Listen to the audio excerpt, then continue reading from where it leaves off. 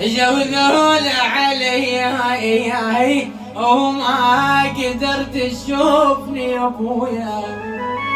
ها ولك كفيت لو بعدك وراي، لا تظن فد يوم تسمع بيت بت خلى مطرق ضيمك يطق بقفاي. هذا ما مشيت وحنبت يتم ريوقي وخذ خبزة غداي بدو وبزاد الخرج لو عذبت. يوم يا ابو ويا ام من الدمع